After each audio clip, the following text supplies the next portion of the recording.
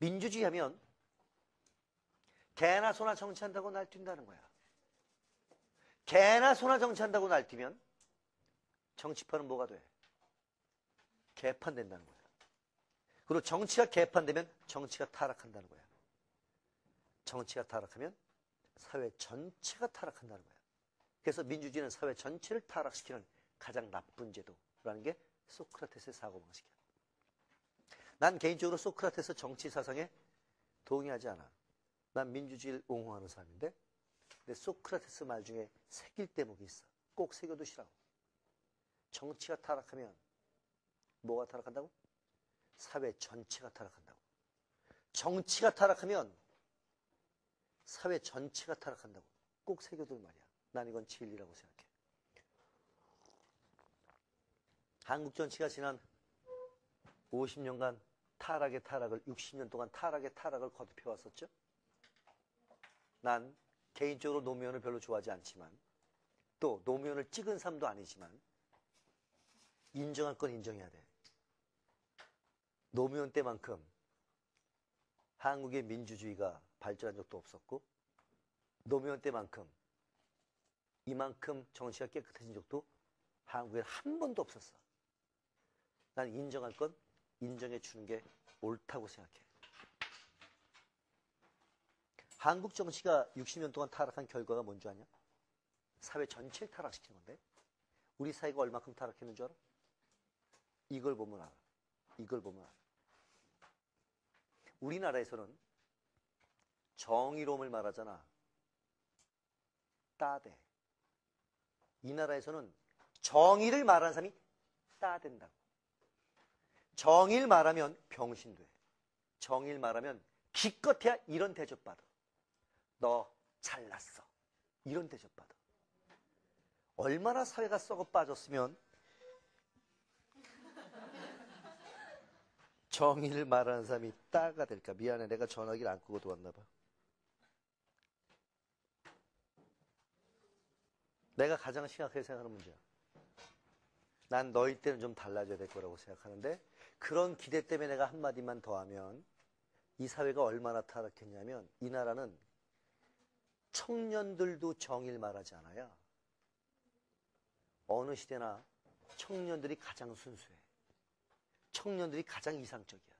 근데 이 나라 청년들은 정의란 단어를 몰라. 정의란 말 아예 하지도 않아. 그리고 청년들조차 눈앞에 이익밖에 몰라. 썩어도 난 이렇게 썩은 사회가 세상에 많지 않을 거라고 생각해. 정말 썩어 빠진 거지. 근데 정의를 말하지 않게 된 거, 난 그 책임이 썩어 빠진 정치에 있다고 생각하는 거야.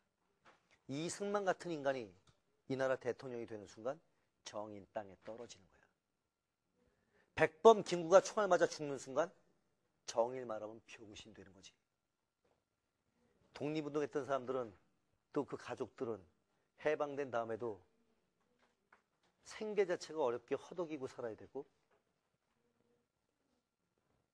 친일파가 됐던 자들은 그 후손의 후손까지 떵떵거리고 사는 나라. 그런 나라에서 정의를 말하면 웃기게 되는 거지. 박정희 같은 인간이 대통령이 되는 순간 이 나라에 정의는 없는 거야. 일본 사관학교에 들어가서 천황폐에게 충성을 맹세하고 혈서를 쓰고 만주에 가서 독립군 때려 죽이던 그런 인간이 해방된 나라의 대통령이 돼야, 더군다나 이 나라 국민들은 많은 사람이 지금도 박정희를 존경한대. 썩어도 이렇게 썩은 나라가 또 있을까? 장준하 선생이 돌 맞아 죽는 순간, 암살당하는 순간 이 나라의 정의는 없는 거야. 전두환이가 피로 권력을 잡고 난 다음에 조선일보가 쓰기 이렇게 썼어. 나중에 1980년, 81년도에 조선일보를 찾아봐. 전두환 찬양 기사를 어떻게 쓰고 있는지. 전두환이가 밀려났어. 이제 끝났어. 그리고 조선일보가 이렇게 썼어. 화해의 새로운 시대를 열자. 과거에 연연하지 말자. 과거에 연연하지 말자. 노태우 5년 동안의 군사 독재가 계속됐어. 노태우 정부 끝나고 나자 조선일보는 이렇게 썼어. 과거에 연연하지 말자. 미래의 새로운 시대를 열자. 화해의 새로운 시대를 열자. 한국은 한 번도 과거를 제대로 정리해 본 적이 없었던 거예요. 대학 들어가서 사회학 계통 공부를 할 기회가 생기거든 프랑스의 근대사, 현대사를 찾아봐. 프랑스가 2차 대전 끝나기 직전에 독일한테 점령당했다. 히틀러가 프랑스를 점령해버린 거야. 그리고 히틀러가 괴뢰 정부를 세웠어. 비시 정부라고 불러. 그리고 히틀러가 독일을 통치하기 시작했어. 독일뿐 아니라 프랑스를 통치하기 시작했어. 프랑스의 많은 지식인들이 변절했어. 히틀러의 아부꾼으로 변절하기 시작한 거야.